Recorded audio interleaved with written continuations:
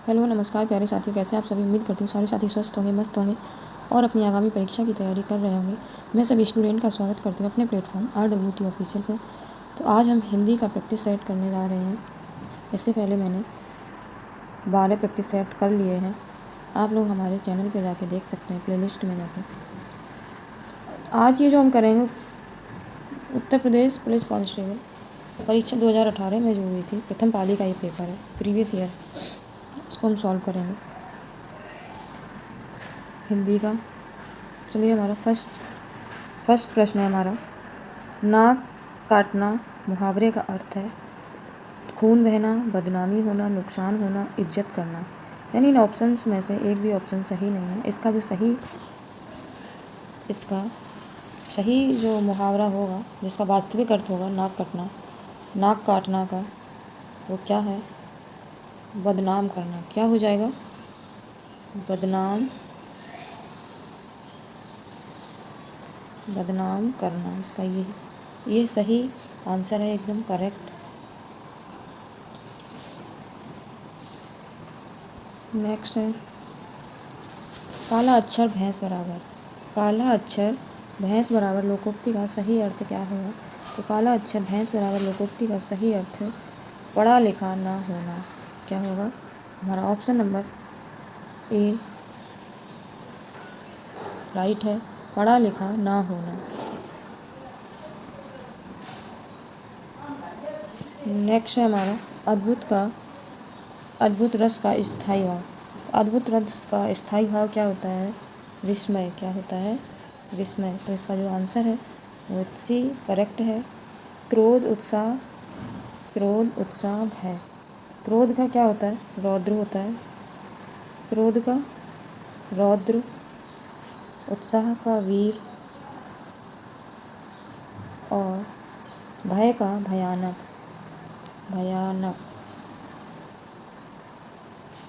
भय का भयानक, ये इनका स्थायी भाव है। नेक्स्ट क्वेश्चन है हमारा। सोठा के प्रथम चरण में कितनी मात्राएं होती हैं? तो सोठा के प्रथम चरण में 11 मात्राएं होती हैं। कितनी? प्रथम चरण में 11, प्रथम एवं तृतीय चरण में 11 मात्राएं होती हैं। दूसरे और चौथे चरण में 13 मात्राएं होती हैं। 13 किस में होती हैं? दूसरे तथा चौथे चरण में। और 11 ये प्रथम एवं तृतीय चरण में। तो प्रथम एवं तृतीय चरण में 11 मात्राएं, द्वितीय एवं चतुर्थ चरण में 13 मात्राएं होती हैं। तो हमारा राइट आंसर बी है। Next question. निम्नलिखित प्रश्न में कौन सा शब्द अलंकार नहीं है? इसमें हमें कौन शब्द अलंकार जो नहीं है वो देखना है। तो वर्ण, तो इसमें शब्द अलंकार नहीं है। अनुप्रास, श्लेष, यमक, ये अनुप्रास, यमक तथा श्लेष, ये सारे शब्द अलंकार, अनुप्रास, श्लेष, यमक, ये शब्द अलंकार है। और ये रूपक है, वो शब्द अलंकार नहीं है। रूपक अलंकार है, वो अर्थालंकार का है। किसका? अर्थालंकार का कहा गया, अर्थालंकार। तो इसका जो राइट आंसर वो डी है। प्रश्न है निम्न में से दंत ध्वनि है। तो दंत ध्वनि जो दांत के सहायता से बोली जाए वो दंत ध्वनि होती है। ल तो ल जो है हमारे दंत ध्वनि है। इसमें हमारी जीभ, दांत, ऊपर नीचे के दांत जो मिलते हैं बोलते टाइम पे, तो ये हमारी दंत ध्वनि है ल। कौन सी दांत और जीभ को स्पर्श से बोले जाने वाले वर्ड को हम क्या कहते हैं? दंत ध्वनि कहते हैं। इसके अंतर्गत तावर्ग, ला, सा, इसी प्रकार की ध्वनियाँ आती हैं। तावर्ग के सारे त, थ, द, ध, ये सारे दंत हैं। त, थ, तावर्ग यानी तावर्ग। और ला, सा, ह नहीं है, ला, सा, ला और सा, ये सारे हमारे दंत ध्वनि हैं। नेक्स्ट क्वेश्चन हमारा। निम्न में से कौन सा वर्ण अघोष है? निम्न में से कौन सा वर्ण अघोष है? तो अघोष वर्ण इसमें कौन सा है? च, ज, ड, छ। तो अघोष वर्ण इसमें च है, क्योंकि अघोष वो जिन ध्वनियों के उच्चारण में स्वर तंत्रियों में कंपन नहीं होते, जिनके उच्चारण में हमारी स्वर कंपन नहीं होती हैं, जैसे सभी वर्ग के से पहला तथा दूसरा। तो अघोष कौन सा होता है? इधर लिख। तो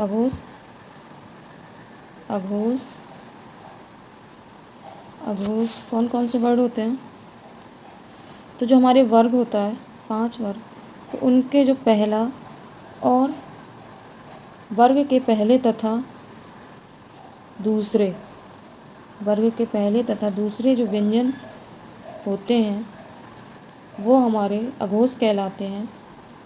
तथा सा, तीनों सा और फा, ये भी अघोष कहलाता है। तो टोटल अक्षर हमारे अघोष के कितने होते हैं? तो वो 13 होते हैं। कितने होते हैं? 13। और सघोष किसको कहते हैं?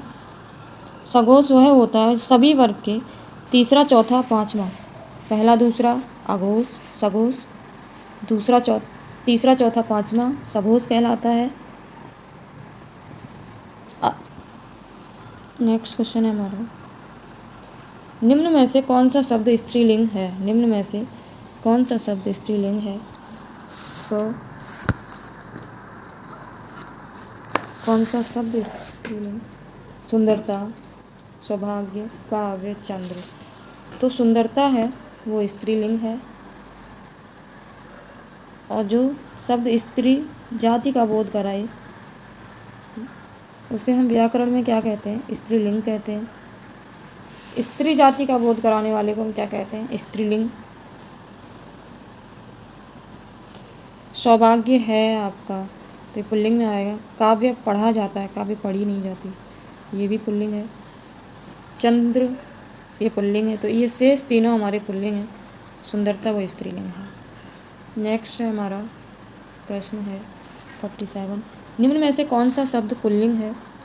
आशा, आज्ञा, आशा, गरिमा, सागर। तो सागर है वो हमारा पुल्लिंग है। तो डी ऑप्शन करेक्ट है। डी ऑप्शन एकदम करेक्ट है, क्योंकि सागर पुल्लिंग शब्द का ही है। अब व्याकरण की दृष्टि से अगर हम इसे देखें तो जिसमें पुरुष जाति का बोध हो, इसमें किसका? पुरुष जाति का बोध हो, उसे हम क्या कहते हैं? पुल्लिंग शब्द कहते हैं। आशा, गरिमा, आज्ञा, शेष तीनों स्त्रीलिंग के हैं। ये स्त्रीलिंग के हैं। चलिए नेक्स्ट क्वेश्चन पे चलते हैं। बच्चों ध्यान रखना, ये मोस्ट इम्पोर्टेंट क्वेश्चन है हमारे, हूबहू ऐसे ही परीक्षा में पूछ लिए जाते हैं। किस शब्द का प्रयोग सदा बहुवचन में होता है? तो किस शब्द का सदा बहुवचन में होता है? गाय। ऑप्शन ए गाय, बहन, लता, दर्शन। तो दर्शन जो शब्द है उसका सदैव बहुवचन का ही प्रयोग होता है। जिस शब्द के जिस रूप से एक से अधिक पदार्थों अथवा व्यक्तियों का बोध हो उसे हम बहुवचन कहते हैं। कुछ शब्दों का प्रयोग हिंदी में सर्वथा बहुवचन में ही होता है, जैसे दर्शन हो गया, प्राण। मैं आपको इधर और ऑप्शंस बता दे रही हूँ जो इम्पोर्टेंट हैं परीक्षा की दृष्टि से हमारे। प्राण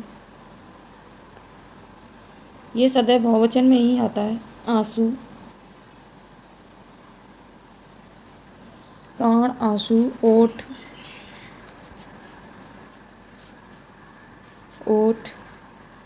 दम, अछत और दर्शन। अछत, तो प्राण, आंसू, ओठ, दम और दर्शन ये सदैव बहुवचन में ही बोले जाने वाले शब्द हैं। तो नेक्स्ट क्वेश्चन पे चलते हैं।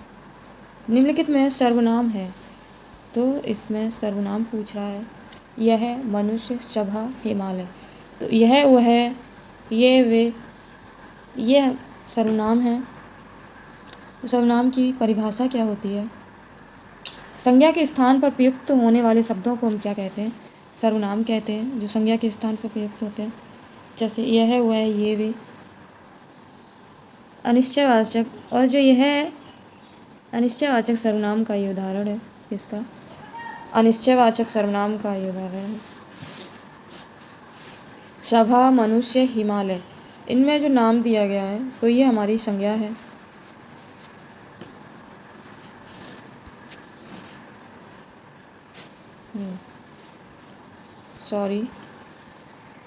मनुष्य, सभा, हिमालय।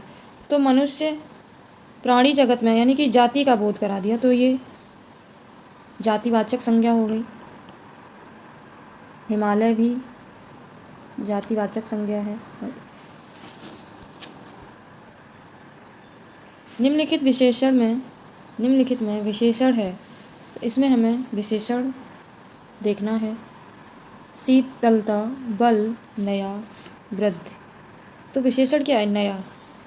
विशेषण क्या होता है? जो शब्द संज्ञा या सर्वनाम की विशेषता बताए, जो संज्ञा और सर्वनाम इन दोनों की विशेषता बताए, उसे हम विशेषण कहते हैं।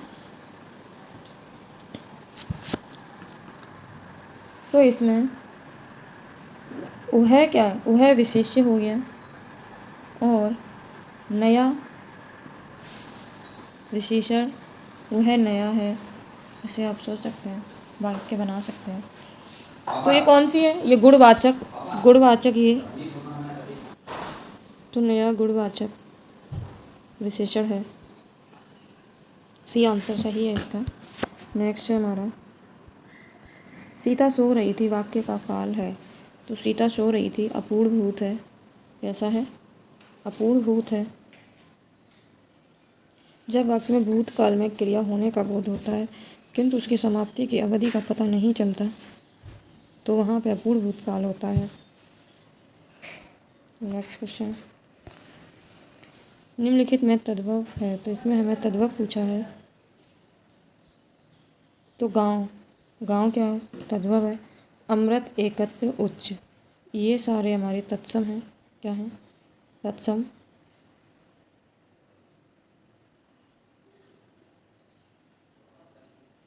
गांव का क्या हो जाएगा? ग्राम। क्या हो जाएगा? ग्राम तत्सम। ये तत्सम है ही।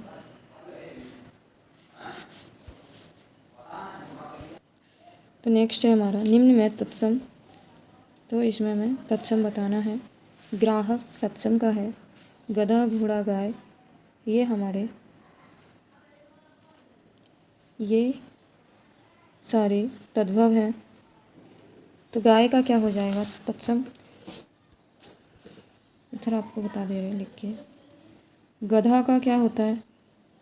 गधा का कर्दभ, गाय का गौ, और घड़ा का घट।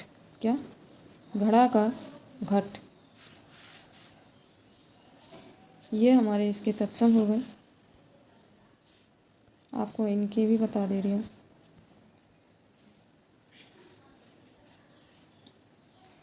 गांव का बता दिया। उच्च का ऊंचा तद्भव, वो सारे तत्सम हैं। उच्च का ऊंचा, एकत्र का इकट्ठा, और अमृत का अमी, क्या हो जाएगा? अमी।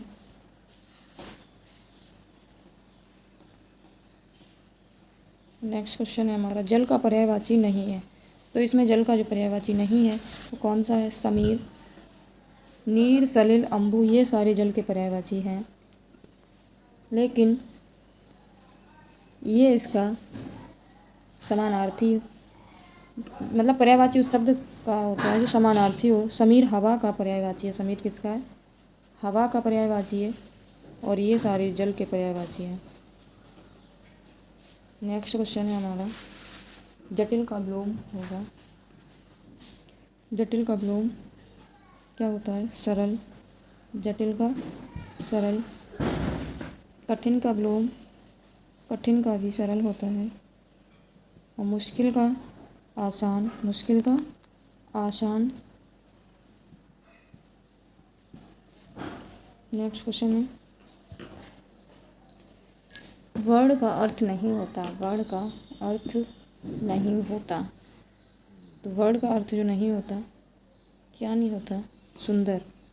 वर्ण अक्षर होता है, जाति, रंग, ये सब होते हैं, लेकिन सुंदर नहीं होता। सुंदर वर्ण शब्द का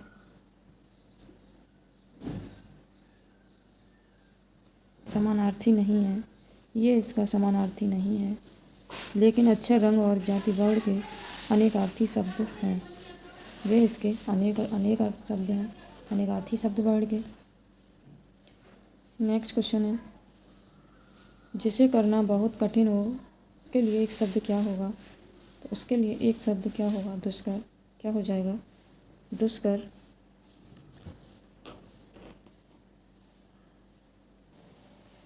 दुर्जय के लिए वाक्य क्या होगा? जिसे कठिनाई से जीता जा सके उसे दुर्जय, जिसे कठिनाई से जीता जा सके उसे दुर्जय कहते हैं। और तथा बुरे कार्य के लिए आग्रह करना दुराग्रह होता है। बुरे काम के लिए काम करना वो दुराग्रह होता है। दुष्कर का आपको पता है, जिसे करना बहुत कठिन हो उसके लिए एक शब्द दुष्कर। क्या है? दुष्कर। तो हमारा क्वेश्चन है, अली और अली का सही अर्थ देने वाला शब्द युग्म हमें इसमें छांटना है। तो भौरा सखी, कलीर सखी, भौरा कली, तो इसका सखी भौरा, तो ये नहीं है, ये नहीं है। तो इसका राइट जो आंसर है वो बी है। तो जिस पे छोटी की मात्रा हो अली, उससे वो भौरा होता है, भौरा। और बड़ी ई की मात्रा हो जिस पर अली, यानी कि अली पीछे बड़ी ई की मात्रा है, वैसे ही सखी पे भी बड़ी ई की मात्रा लग रही है, तो इससे हम पहचान कर सकते हैं। तो बड़ी ई की मात्रा वाला अली का सखी होता है शब्द, और छोटी ई की मात्रा भौरा होता है। एक अली का अर्थ भौरा और एक अली का अर्थ सखी। आपको समझ आया होगा। नेक्स्ट क्वेश्चन है हमारा, अपमान में उपसर्ग। तो अपमान में जो उपसर्ग है वो अप, इसका अगर हम विग्रह करेंगे तो क्या होगा? क्या होगा? संधि विच्छेद करेंगे तो क्या होगा? परम। क्या हो जाएगा? अगर हम इसका विग्रह करते हैं तो अप प्लस मान, क्या होगा? अप प्लस मान।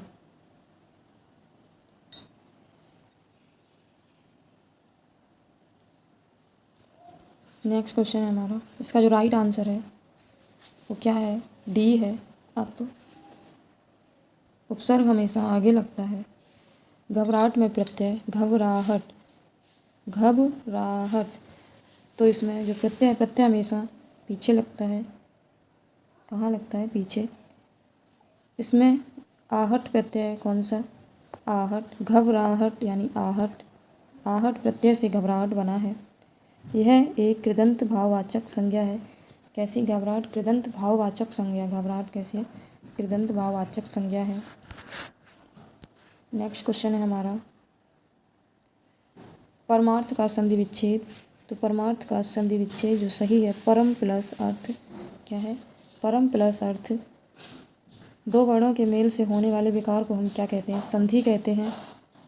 यह दीर्घ संधि, और ये जो है परम प्लस परमार्थ यानी दीर्घ संधि का उदाहरण है, दीर्घ संधि। तो इसका राइट आंसर ए। जो नेक्स्ट क्वेश्चन हमारा, मैंने यह काम कर लेना चाहिए, वाक्य का शुद्ध अंश पकड़ना है इसमें। तो मैंने ही इसमें अशुद्ध है। क्या है? मैंने ही इसमें अशुद्ध है। किस शुद्ध वाक्य की रचना के लिए क्रम, अन्वय और प्रयोग से संबंधित कुछ सामान्य नियमों को आवश्यक माना गया है। मतलब हम जब अपने वाक्य की रचना करते हैं तो हमें उसके कुछ सामान्य नियम हैं, उनको प्रयोग करना ज़रूरी है। तो मैंने के स्थान पर क्या आ जाएगा? मुझे। मुझे यह काम करना है, मुझे यह काम करना, ये इसका शुद्ध रूप है, और मैंने अशुद्ध। नेक्स्ट क्वेश्चन है, राजपुत्र में समास। तो राजपुत्र में जो समास है वो तत्पुरुष समास है। कौन सा है? तत्पुरुष। राजपुत्र में संबंध तत्पुरुष समास का ही है। राजपुत्र का अगर हम विग्रह करते हैं तो क्या होगा? राजा का पुत्र। यानी राजा का पुत्र अर्थात राजा और पुत्र दो पदों के योग के कारक का से मिल रहे हैं। राजा का पुत्र, तो वो कौन सा हो गया? तत्पुरुष समास। नेक्स्ट है आम खाया जाता है मैं कौन सा वाच्य है? तो इसमें जो वाच्य है कौन सा है? कर्मवाच्य। कौन सा है? कर्मवाच्य। क्रिया के उस परिवर्तन को वाच्य कहते हैं जिसके द्वारा इस बात का बोध हो कि वाक्य के अंतर्गत कर्ता, कर्म अथवा भाव की प्रधानता हो। तो वहाँ पे वाच्य, उनको हम वाच्य कहते हैं। और यहाँ पे कर्ता, कर्म तथा भाव की इसमें प्रधानता दी गई है, तो ये कर्म की प्रधानता है, यानी कर्मवाच्य। कैसा हो गया? कर्मवाच्य। नेक्स्ट है निम्नलिखित में से अव्यय, इसमें हमें अव्यय बताना है। तो इसमें अव्यय क्या होगा? नया, सुंदर। सुंदर क्या हो गया उसकी? नया, ये विशेषण है, नया विशेषण हो गया।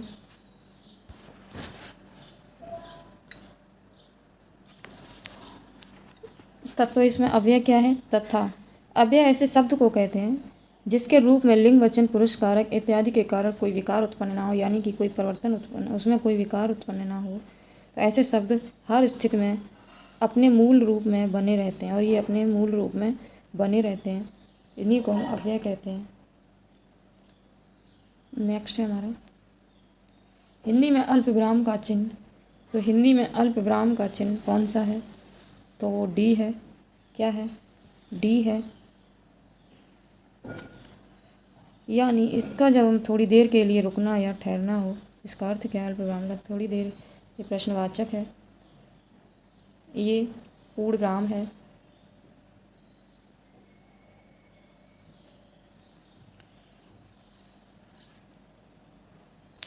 नेक्स्ट है हमारा रामधारी सिंह दिनकर को किस कृति पर साहित्य अकादमी पुरस्कार मिला? तो रामधारी सिंह दिनकर को संस्कृत के 4 अध्याय पर उनकी कृति पर साहित्य अकादमी पुरस्कार मिला। साहित्य अकादमी रामधारी सिंह दिनकर को ये कब मिला? 1959 में। भारतीय संस्कृत से संबंधित रचना संस्कृत के 4 अध्याय के लिए साहित्य अकादमी पुरस्कार प्रदान किया गया था। और वर्ष 2000 में किसको मिला साहित्य अकादमी पुरस्कार? वो बद्री नारायण को मिला। किसको मिला? बद्री नारायण को मिला 2022 में। किसके लिए मिला था उनको? तुमड़ी शब्द के लिए। किसके लिए मिला? तुमड़ी शब्द के लिए बद्री नारायण को साहित्य अकादमी पुरस्कार तुमड़ी शब्द के लिए मिला था। नेक्स्ट क्वेश्चन है पद्मावत किसकी रचना है? तो पद्मावत जायसी की रचना है। किसकी? मलिक मोहम्मद जायसी की रचना है ये। इनके द्वारा लिखित है महाकाव्य। इनकी जो महाकाव्य की भाषा है वो अवधी है। क्या है? पद्मावत महाकाव्य की जो भाषा है वो कैसी है?